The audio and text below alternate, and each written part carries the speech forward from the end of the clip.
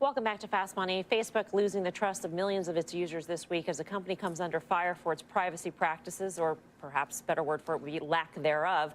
Now CEO Mark Zuckerberg did finally break his silence this afternoon, saying he made mistakes and vowed to protect user data.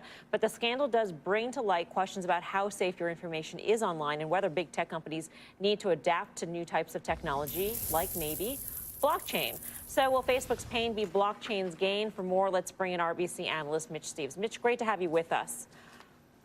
Yep, thank you for having me. The fundamental problem that Facebook faced was that it had agreed with a third party that this third party can tap and scrape data, but then that third party went ahead and distributed that data to another party. If there was a way to track this data and where it went, maybe this could have been caught earlier or even prevented. Could blockchain be the answer to that, to actually be able to track where data goes? Yeah, so I'll be very careful here with my wording. So if you want to use blockchain technology in Facebook's environment, for example, you could actually track what was sent to who. So what I mean by that is, let's say you load up a photo, you could tell if that photo was sent to a third party, if it was sent to somebody who didn't want to see it through privacy settings. But the one problem there that it does not solve is it does not allow you to stop it. So let's say Facebook decides to sell your photo to somebody, some advertiser in, I don't know, Korea or something like that. You would be able to see that transaction happened, but you would not be able to prevent that transaction from occurring in the first place. Is it possible, and I know this is sort of projection, and I'm not sure if you could even answer this, but is it possible to actually use that, but then create a program or layer in maybe artificial intelligence so that it will flag the fact that it has been distributed to another party, that the transaction has continued to somebody else? Yeah, you could 100% track all this stuff. So the way I would describe it is, let's use Bitcoin as an example because it's the easiest one, right? The two problems that Bitcoin solves is that first, you can see every single transaction. So if you use blockchain technology in the Facebook example you're giving, you could track every single time that photo is sent. So let's say I only wanted my mother to see it. I could see if she sent it to somebody else because there would be a digital footprint to track it, right? The problem that it does not solve if you use it in a centralized environment is that it doesn't prevent them from doing it, though. So let's say I want to send my photo to my mom and that's it. It doesn't actually prevent her from sending it to somebody else. So that is the difference between blockchain and decentralization. And so blockchain would solve the transparency issue, but it would not solve the control issue you have. All right. The last time we spoke, you said that you thought that a lot of these companies could actually face perhaps being disintermediated or having their business models challenged because of this notion that, we're moving to a decentralized world. There's a Bloomberg report today that Google is working on blockchain-related technology to support its cloud business. Do you think that we're going to be getting more and more of these headlines? And do you think that these companies, that this is sort of a project, or that this is a meaningful, possible business opportunity for them, that's the way they regard it at least? Yeah, so I think they're looking into the space because they want to decide how they're going to attack it, right? Because basically what Google is doing, if you read the press release closely or the article, it doesn't say they're trying to create a decentralized distributed ledger. It just says a distributed ledger, which at the end of the day is just distributed computing. So what they're doing is trying to find a way to increase transparency. So if I give you information, I know exactly who it was sent to.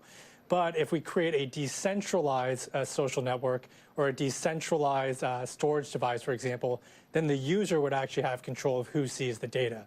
So I think that's where we're going long term.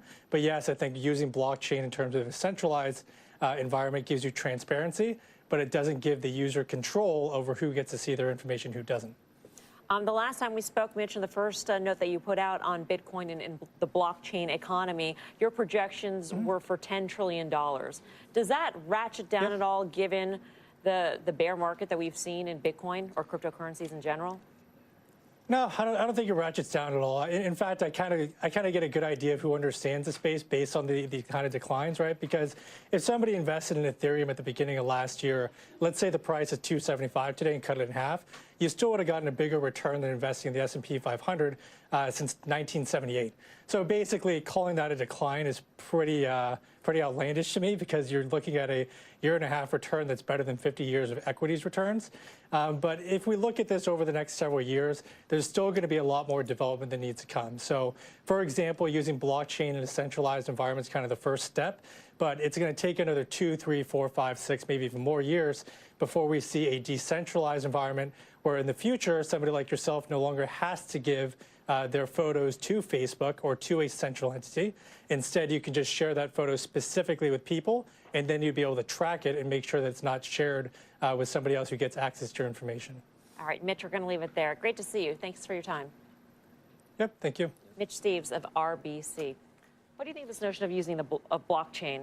Yeah. That could help. I mean, tracking the information is sort of half the battle. We know where it went, at least. Well, I think it's very interesting. I think the whole model is shifting, and he mentioned it's 5 years away, 5+ years away before we get to a decentralized platform. And I do agree with that. But I do believe the model's shifting. I mean, it's sort of pay to play right now. You give up information and you get a free platform to sort of use. Now people are recognizing the value of the content that they're putting on the platform or information they're putting on the platform and are looking at it from the standpoint of I deserve to be, you know, sort of paid for that, if you will, instead of the advertising revenue going right back to the company. So I think there's a shift here that is really important to pay attention to. I think it's interesting to see the companies that are embracing blockchain, because you don't think about it as these big conglomerate companies. When you look at Intel, first of all, IBM, Watson was supposed to move the needle on IBM, and it's never probably going to move the needle. But when you look at blockchain, maybe that has the ability to everything in conjunction with AI and everything else that they're working on. Maybe that moves the needle. But what was the most interesting out of that list was Intel, up 11% year to date. Internet of Things, connected home, connected everything. And then when you throw in there the blockchain kicker, the chart looks good as well. So Intel looks pretty interesting.